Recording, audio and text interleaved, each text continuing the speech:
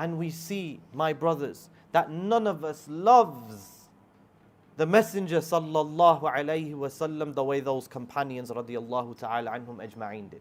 None of us, my brothers.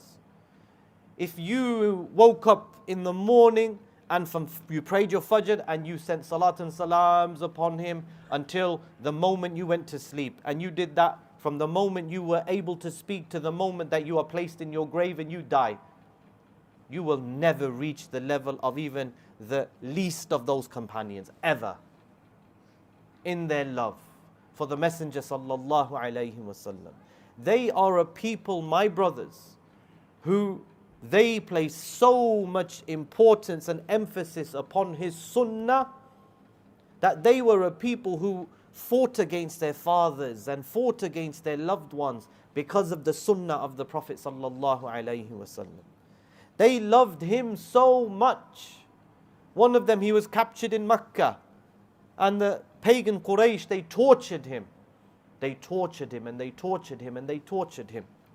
And then they said to him, when he was in that state, bleeding out, bruised, broken, just lying there, don't you wish that Muhammad sallallahu alaihi wasallam was in your place right now?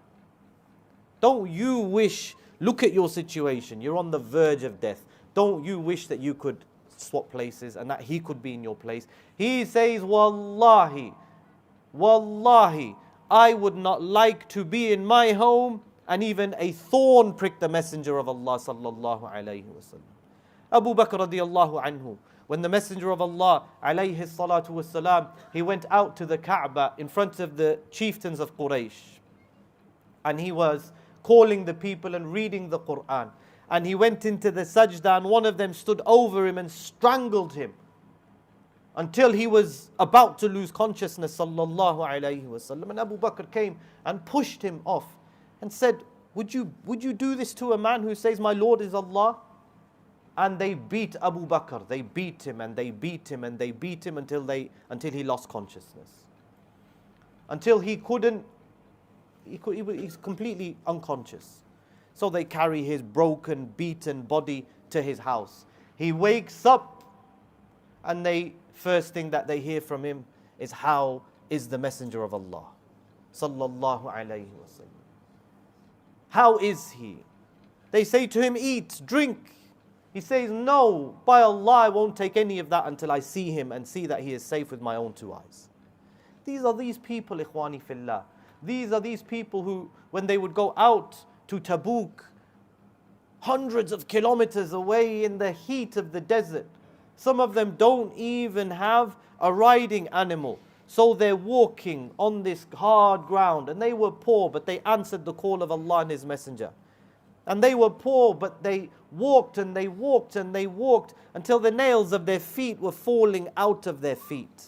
They were falling off. But they did this out of love of Allah and love of His Messenger sallallahu alayhi wasallam. In the battles, they would protect him alayhi salatu wasalam. The battle of Uhud, for example, when the arrows were coming, they would protect him with their own bodies, surround him alayhi salatu wasalam from the spears and the swords and the arrows.